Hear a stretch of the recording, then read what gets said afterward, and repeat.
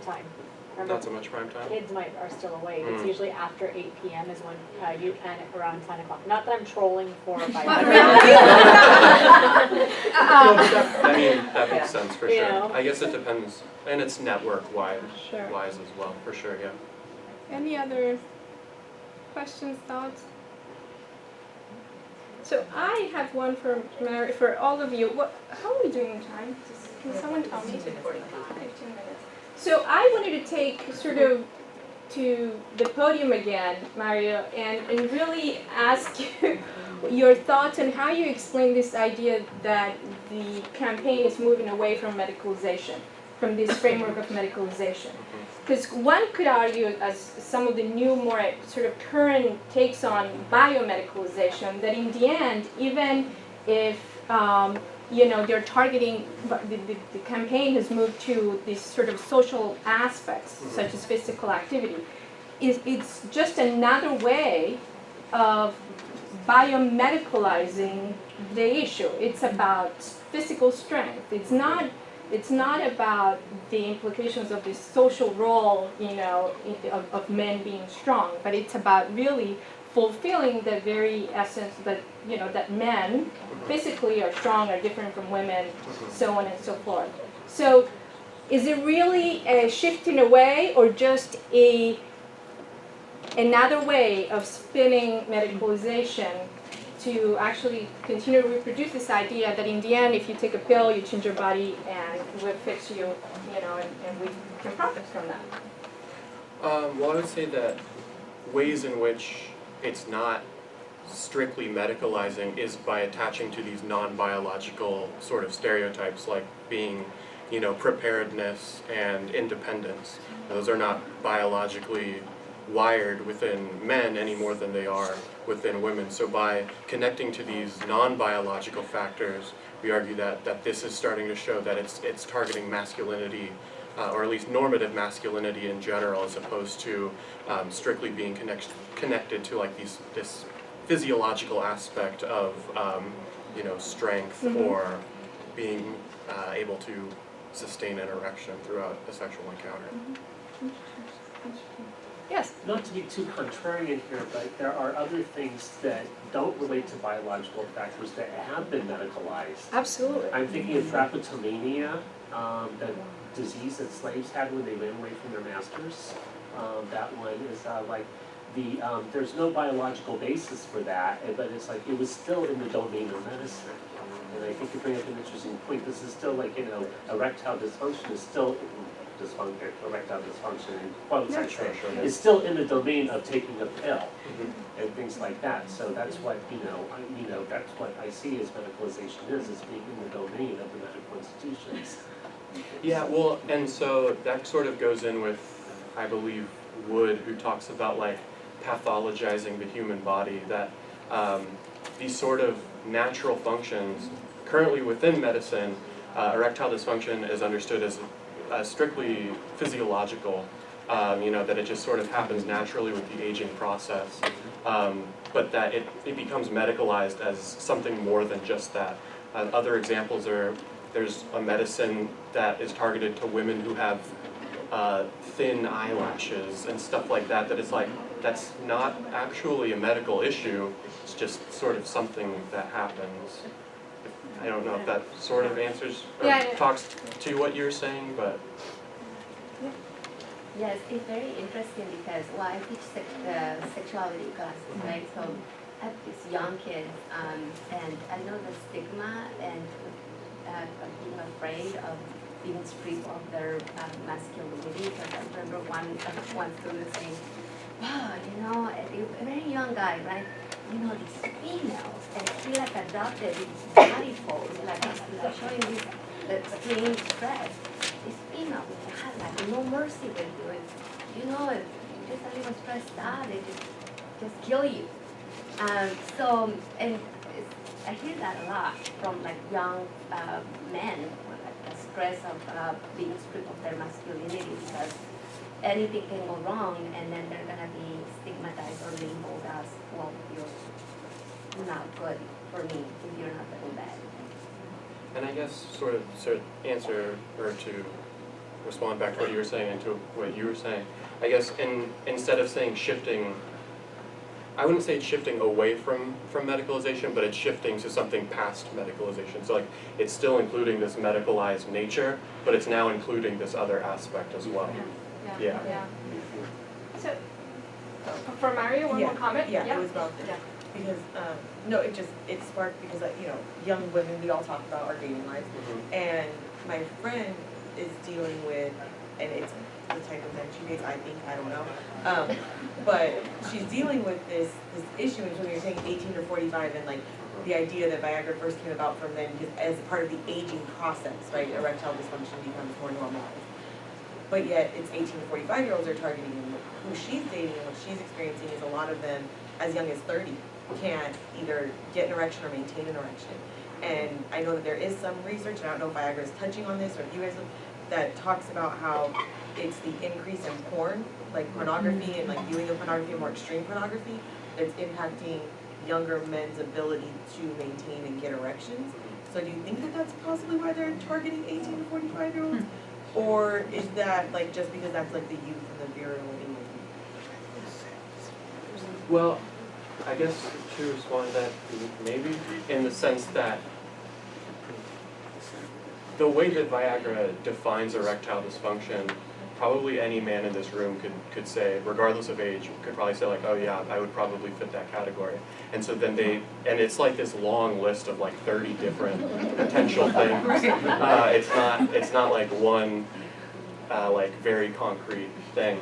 But I think it's not so much whether or not men are experiencing it, it's more the idea that people within society don't associate that, suffering with this age range. And so, yeah, does that sort of answer your question? Maybe not. Something I was noticing. Yeah, for sure. So we have a few more minutes. Any questions from Kelly or Heather? Or thoughts? Yeah. Can we give to the gentleman, Dylan? Go ahead. Did you want to ask a question? Okay. I thought you. Oh, you next to. I saw a hand go up in the back. Definitely. I just want to say to Heather, I really appreciate your presentation. It was very, very thorough. I really like the story that you shared and how you locate yourself. I just want to say that. I saw. I wanted to know, what do you think is going to come next?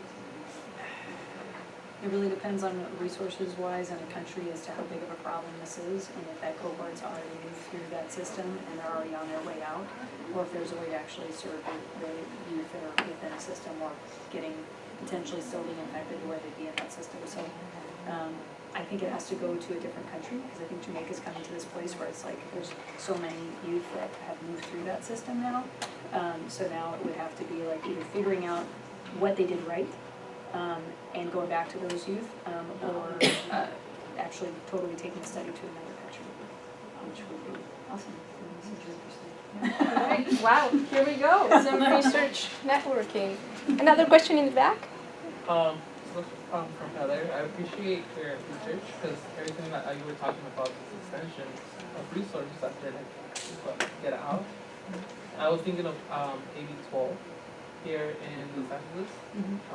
So I intern for the Department of Children and Family Services, and we have the unit of AB 12, Okay. which is extension services for youth who have basically aged out of the system. And I see the impact that it has Absolutely. on them. It's like, yeah, they're considered adults. Right. They're like Right. watching you. Yeah. So many of us, not all of us, I'm sure in this room, but so many of us have had the privilege of having the ability to have somebody kind of take us into that space a little bit more tenderly than youth that are coming out. Thank you. Any other questions? I have one last question because Kelly hasn't had an opportunity to talk, and so I'm going to give you one if that's okay, if everyone will hang with me for a minute. So Kelly, you at the end told us that increased racial and ethnic diversity is good for decreasing the risk for metabolic syndrome, correct?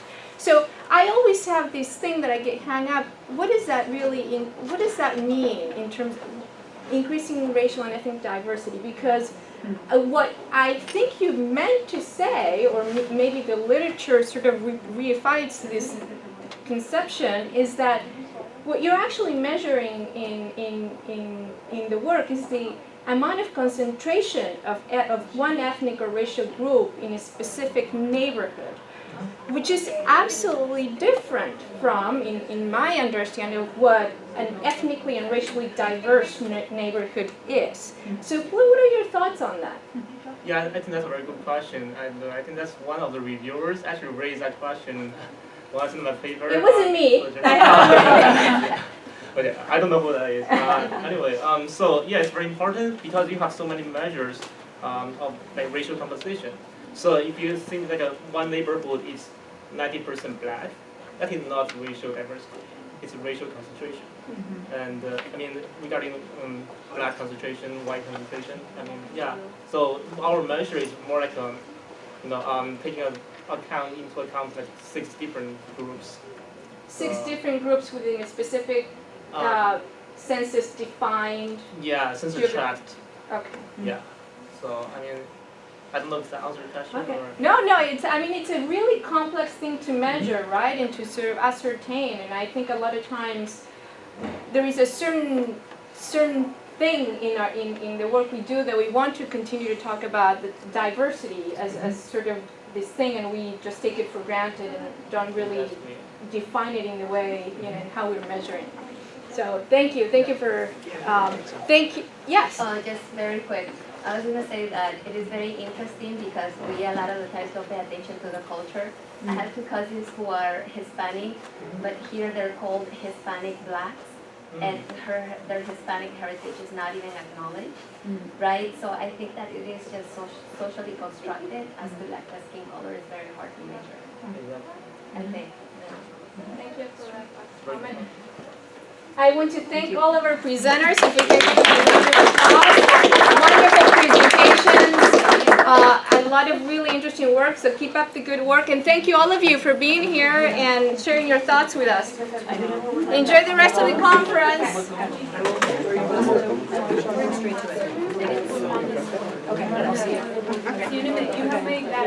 Yeah, are you close? Yeah, right down here. Okay. So that's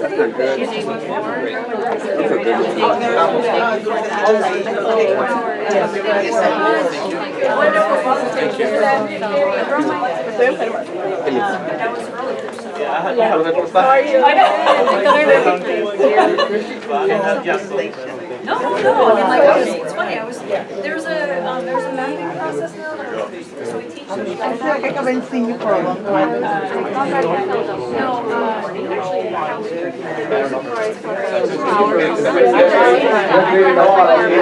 Look by the computer. Email you back yet. I'm sure you'll like that sort of practice.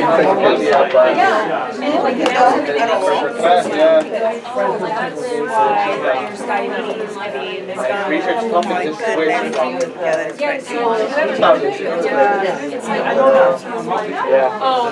Coming out mañana.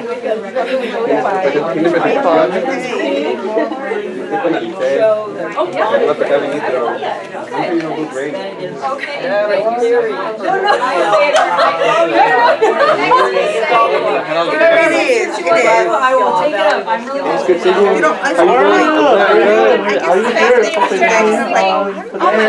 Yeah, like on this one, when it's 20%, if I can read, I forgot my glasses. I'm gonna get stuff out of your way. I'm so sorry. Hi, Hunter. Thank you. I'll just give this to you. I'm a student from Stanislaus right now. Yes. I only just stopped by the department to see your Yes, show. I mean, Professor Dominguez, Oh, hi, he's Sacramento State also. It's a student at Stanislaus, close to my hometown, Stockton. I will tell him I'm interested in the program. Awesome. My graduate. Thank you for program. being interested. We got great faculty. You decided to come. I want to, but I just. trying to get a couple of us. Yes. I feel like for the. And then I lost like the page. Not lost it, but yeah, like in the page, Sacramento. There's a lot of I was thinking a lot of people say. it's just there's 3.0 GPA, transcripts from all your colleges. Students recommendations.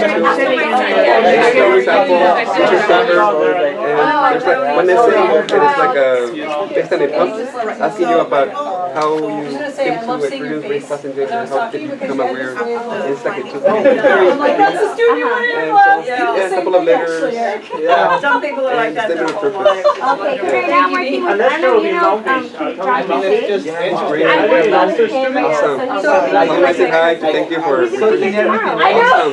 Elvia, my wife will see you. I have like another meeting in the morning when you guys present. Because I know It's awesome. I like her. So I know you remember me, 'cause I know we met for like. offer like some ideas and I remember her last week. Yeah, because I presented on ICE in the Monterey County. Because I don't know if you remember. But that's where I met you, and I was like, oh, I remember we talked a little bit about, the guy, like, about sociology and stuff. That was going to transfer, but I ended up going to Spanish. I'm gonna steal some of your That's awesome. Congratulations on moving to. Thank you. It's just a little nervous. We got several professoras from Sac State, so you'll see them, and they're awesome. Yeah, I want to like make a specialty of sociology and just kind of get a feel in that. I'll introduce you tomorrow. Awesome. These are some graduate students from Sac State. Hi. Hi. Laura. Monica, nice to meet you. Hi. Mucho gusto, Monica. You guys are in the graduate program? Yes. But he was very excited. So very nice story. I usually do PowerPoints, but I have time to work on it's been busy. I currently go to Spanish He's right the now, but I'm exception. in my brain. I wish I could generalize that.